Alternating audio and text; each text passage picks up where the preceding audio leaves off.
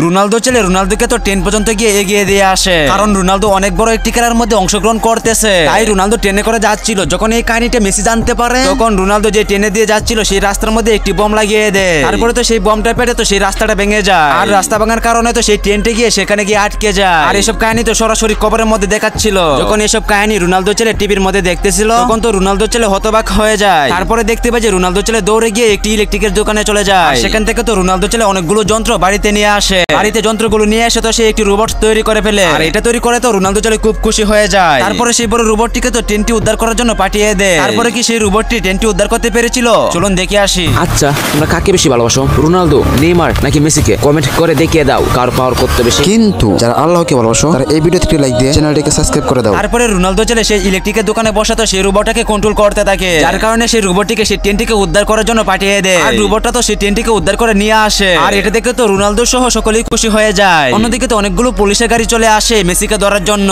আর পুলিশগুলো এসে তো মেসিকে ধরে নিয়ে চলে যায়।